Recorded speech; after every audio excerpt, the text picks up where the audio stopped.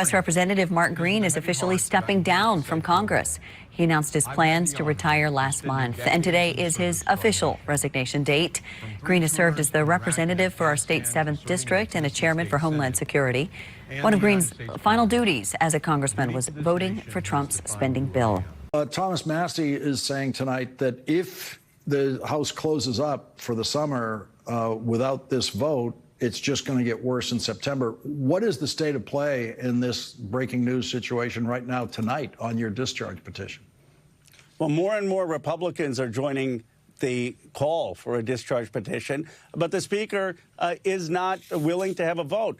You know, let's just speak plainly, because we use all these complex words, discharge petition. Sometimes I think Congress is sort of a priesthood, which uses obscure and arcane language to confuse the American people. Here's the bottom line. There's the majority of the Congress that has the votes to release the Epstein files. We have a majority of the votes. And the problem is that we're not having a vote. And that's the dirty secret in Washington. It's not how you vote. It's that most of these things never come up for a vote.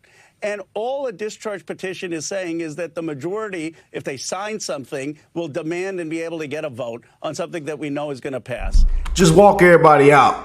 Just walk everybody out. Term limits, handcuffs. Term limits, handcuffs. Walk everybody out in Washington. Just walk everybody. That's what I think gotta happen. And the reality is that Mike Johnson is trying to recess the Congress because there's this arcane rule that the bill has to be there for 7 days before you can actually get all the signatures. And it's been there for about 4 days. So he wants to adjourn us so that we can wait till after Labor Day to get the signatures and have this vote. It's the worst kind of gamesmanship, but the American people are going to see through it. Want to really see something that said, take a look at what happened.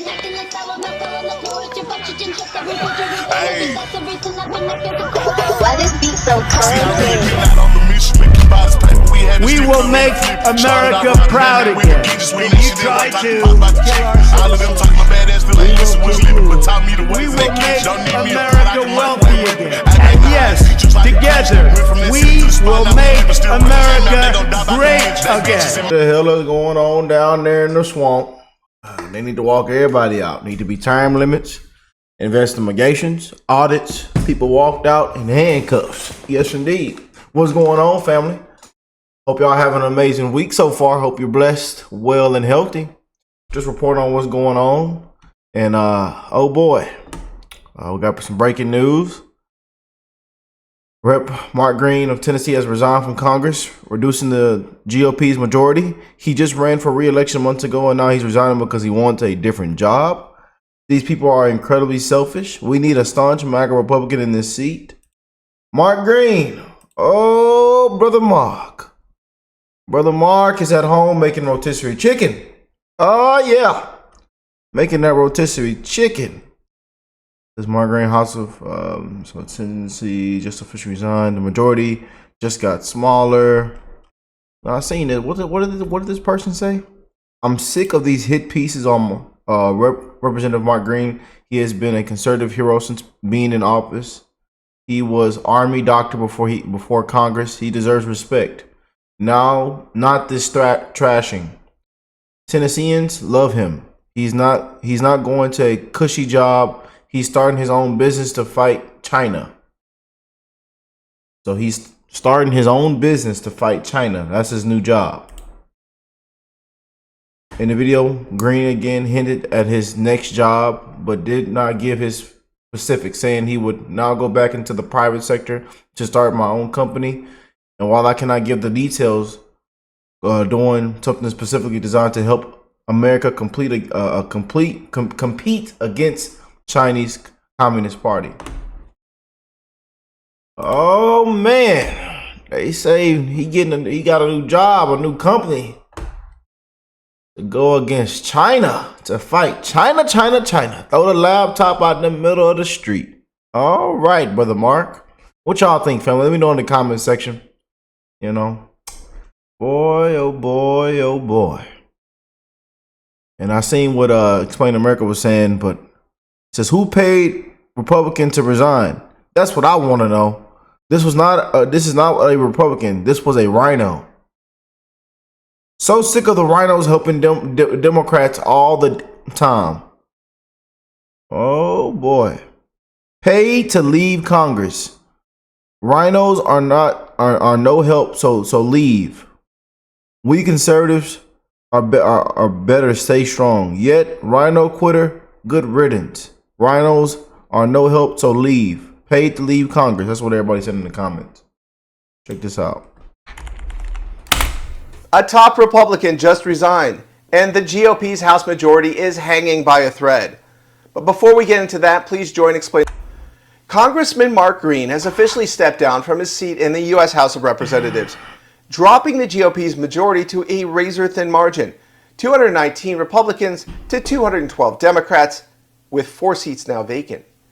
Green, who chaired the House Homeland Security Committee and played a major role in the impeachment of Biden's DHS Secretary Alejandro Mayorkas, announced last month that he'd be stepping down after the House passed President Trump's One Big Beautiful Bill.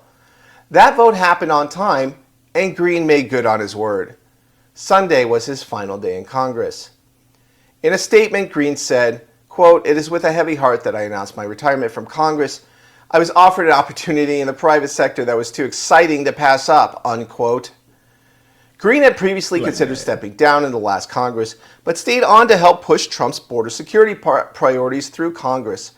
With that mission accomplished, he's now officially exiting the Capitol. His resignation leaves the House with 431 members and puts pressure on Speaker Mike Johnson and the slim Republican majority to hold the line. The good news for Republicans, Green's district in Tennessee's 7th is deep red. Trump won it by over 20 points last year.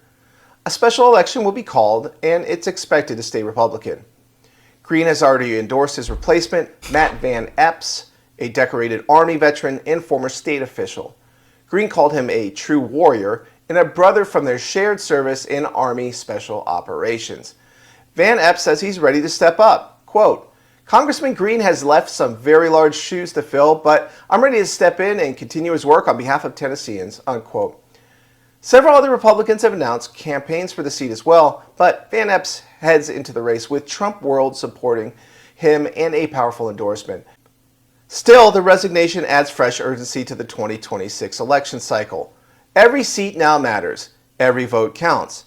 And with the Republican majority stretched thin, Democrats are watching closely for any opportunity to flip the math back in their favor. Now, another development in this is the redistricting efforts in many states, including the red state of Texas. The legislature there, for some reason, turned power over in a special session to the Democrats, who are likely to oppose any redistricting effort that favors the Republicans. So it'll be very interesting to keep an eye on Texas and all these blue states where Democrats are now saying they're willing to abandon all principle and essentially carve up these states into pro-Democrat districts. Now, this comes as the general ballot for Republicans has never looked better. Now up by 4 points, 49 to 45%, over Democrats ahead of the 2026 midterms, according to a Neapolitan News poll. This comes after the GOP outraised Democrats 2-1 in June, and with Trump's $1 billion war chest. Strong numbers that America First Republicans love to see. This is also a golden opportunity to primary every uniparty sellout in the Republican Party. Ours are as competitive at any time in recent memory because the Democratic Party is in complete shambles. Yeah. This has been Kyle Becker with Explain America. Please. It's over. Mike Johnson and Trump Republicans are under fire right now with this right here that just came out. Check it out.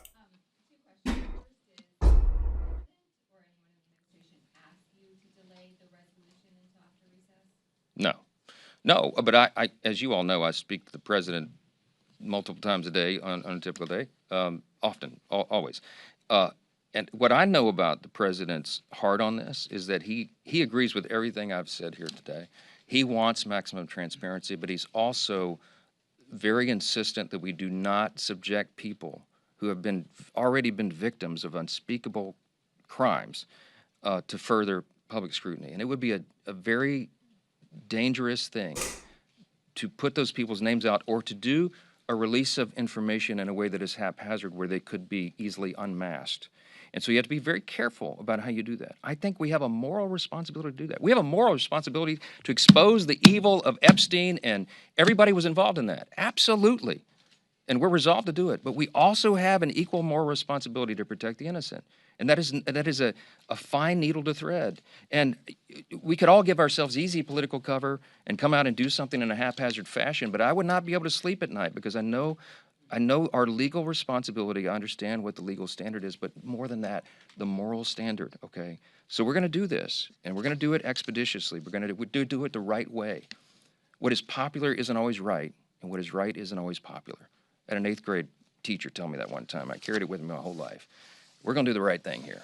And the American people at the end will see that we did that in the right way and on the right timetable. All right, Mike. All right, all right, Mike. Them Patriots ain't gonna let it go. They ain't gonna let it slide. They don't care about you coming in there holding a newborn baby.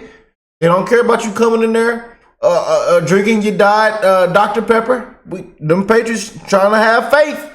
You know, they already then put Pam Bondi against the wall. All right, Mike. They say trust in Trump. They say trust in Trump, and they say y'all gonna do things right. All right, Mike. Some of them Patriots want your butt to be walked out. What y'all think, though, man? I know they're not gonna. The Epstein saga, they're not gonna. It's not gonna die down anytime soon. I feel like that's what everybody's just still gonna be talking about. Even when the biggest things, the biggest achievements, the biggest wins, people are still gonna say, "Oh, but what about Epstein?" It's just, I know some of y'all might be tired of it. I know that I see people with Epstein fatigue and they want to move on, but there's millions and billions of people around the world say we just can't move on. You know, we want full transparency, accountability, you know, but we're going to see what plays out with this administration, top Republicans, President Trump, man. We're praying for this administration, praying for America, praying for you guys, and a better way of life for everybody, man. You know, some big things have been placed into law. Big things have been signed. And we're going to see where this leads us, you know. We're hoping for a brighter future, man. The long term, but big things are happening, you know. And it's still not looking good for Democrats. Yeah, the Democrat Party is done. And I think, you know, we need to walk Obama and many others out today in handcuffs. But they say, Rick, sir, that won't happen. Yeah. I love y'all. God bless y'all, your family. And I will catch y'all in the next one. Peace and love, you guys.